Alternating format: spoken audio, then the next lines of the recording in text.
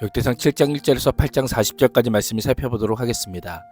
7장은 이스라엘 북방 지파인 이사갈, 베냐민, 납달리, 므낫세, 에브라임, 아셀 등 5지파만의 주요 계보를 소개합니다. 8장은 이스라엘 초대왕은 사울이 배출한 베냐민 지파의 주요 계보를 소개합니다. 7장 1절에서 5절은 이스라엘 자손 이사갈 지파입니다. 이스라엘 자손의 족보는 유다와 베냐민을 중심으로 한 남유다 지파들과 레위 지파에 중점을 두면서도 다윗 왕조를 배반한 북이스라엘 지파들 또한 언급합니다. 이를 통해 역대기 저자의 관심이 남유다의 연속성에 소개하는 것에 있지 않고 이스라엘 역사의 영속성과 단일성에 있음을 보여줍니다.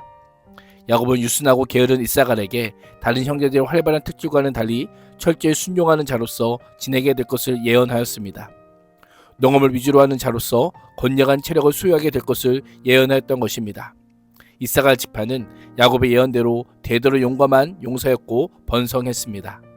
이사갈의 형통은 네 아들 중 돌라로 이어져 우시, 이스라이야, 그의 아들들까지 총 5대가 소개됩니다.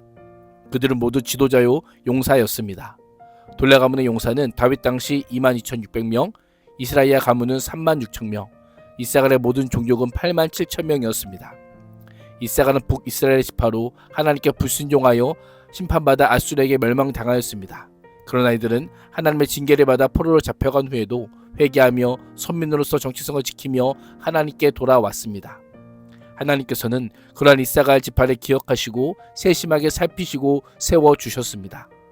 하나님께 돌아오는 자를 외면하지 않으시는 하나님임을 보여주십니다. 오늘도 하나님의 자녀된 자들을 기억하시고 돌보시고 입히시는 하나님을 잊지 말아야 합니다. 7장 6절에서 12절은 이스라엘 자손 베냐민 지파입니다. 베냐민 지파의 계보도 이사갈 지파의 계보처럼 군사력이라고 하는 측면을 중심으로 하여 소개됩니다. 베냐민의 아들 중 벨라, 베겔, 여디아엘을 중심으로 각 아들들을 소개합니다. 모두 가문의 우두머리요 큰 용사였습니다. 베냐민 지파의 군인의 전체 수요는 59,434명입니다. 사사시대 말기 베냐민 지파는 지파 내 사악한 죄인들을 감싸주다가 이스라엘 전 지파를 상대로 벌인 전쟁에서 거의 전멸당하고 겨우 600명의 군인들만 살아남았습니다. 이스라엘 자손들이 베냐민 자손에게 딸을 주지 않음으로 인해 베냐민 지파 자체가 사라질 위기에 처해 있었습니다. 그때 야베스 길앗 거민 중에서와 실로의 여인들 중에서 아내를 취하지 못했더라면 지파 존립 자체가 위태로웠습니다. 그러나 이러한 비극적인 상처를 안고 베냐민 지파가 왕정시대 초기라 할 수 있는 다윗 시대에 그때의 100배 가까운 지파로 성장할 수 있었던 것은 모든 것이 하나님의 은혜임을 보여주고 있습니다. 7장 13절은 이스라엘 자손 납달리 지파입니다. 납달리 지파는 다른 지파와 달리 한 절만 기록됩니다. 성경이 분명하게 기록하진 않지만 학자들에 따르면 납달리 지파가 가나안 족속을 쫓아내지 못하고 이들과 함께 거하였을 뿐 아니라 역사에서도 뚜렷한 업적을 남기지 못했기 때문이다라고 보기도 합니다. 역대기 저자는 납달리 자손을 소개하며 한 번도 언급하지 않은 할머니의 이름을 언급합니다. 비라의 손자임을 밝히고 있는 겁니다. 어떤 의미일까요? 두 가지로 생각해 볼 수 있습니다. 하나는 납달리를 낳은 비라가 여종일 뿐 아니라 르우벤과 동침한 여인임을 지적합니다.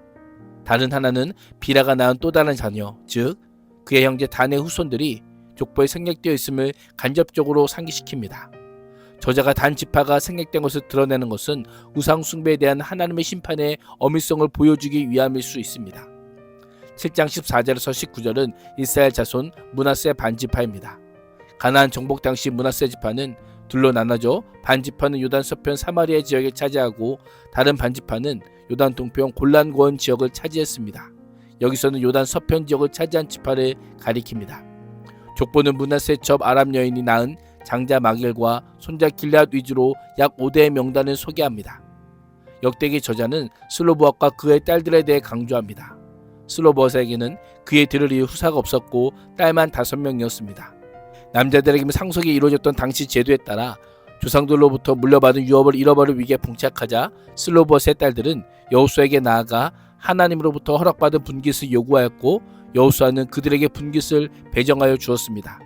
그러나 이들은 므낫세 지파 안에서만 결혼하므로 그들에게 속한 분깃을 지켜야 했습니다. 이러한 사건은 포로기 이후 이스라엘 공동체에게 조상의 유업에 대한 소중함을 일깨워 주었을 것입니다.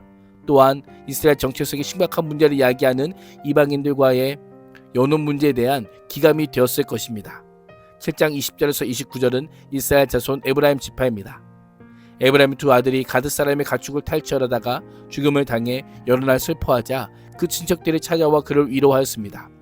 이후 세 아들이 태어나지만 그 이름을 브리아, 재앙이라고 이름 짓습니다. 놀랍게도 하나님께서는 은혜를 베푸셔서 딸을 주셨고 딸 세레아는 위아래 베토론과 우센세엘의 상급을 세웠습니다. 하나님의 위로는 여기서 그치지 않습니다. 발대손으로 믿음과 순종의 사람 여호수아가 태어나게 하십니다. 에브라임은 자녀들의 죽음으로 슬픔에 빠졌지만 하나님께서 친척들을 통해 위로하시고 다시금 믿음 가운데 소망을 품게 하십니다. 7장 30절에서 40절은 이스라엘 자손 아셀 지파입니다. 아셀 자손은 이사갈, 베냐민 족보와 유사하게 자손의 유력함과 용맹성을 소개합니다. 족보는 아셀에서 아들 브리아로 이어진 8대 후손까지의 명단을 언급합니다. 아셀 후손은 우두머리, 정성된 용감한 장사, 방백의 우두머리란 표현을 통해 건세와 번영을 강조합니다. 8장 1절에서 40절은 이스라엘 자손 베냐민 지파입니다. 이스라엘 자손의 족보를 마감하는 베냐민 지파는 맨 처음 유다 지파와 함께 유다 왕국과 귀한 공동체의 대표로서 이스라엘 회복을 보양합니다. 역대기 저자는 각 지파의 계보 가운데 군사적 수와 용사들의 명단을 강조하며 오늘을 살고 있는 우리에게 하나님께서 주신 땅에서 적극적으로 영적 정장을 치르며 믿음으로 헌신해야 함을 알려주고 있습니다. 우리 또한 하나님의 군사로 부름받았음을 상징적으로 보여주고 있는 것입니다. 오늘 하루도 하나님의 군사로서 말씀과 기도로 무장하여 매일의 영적 전쟁에서 승리를 쟁취하시기를 주님의 이름으로 축복합니다. 기도하겠습니다.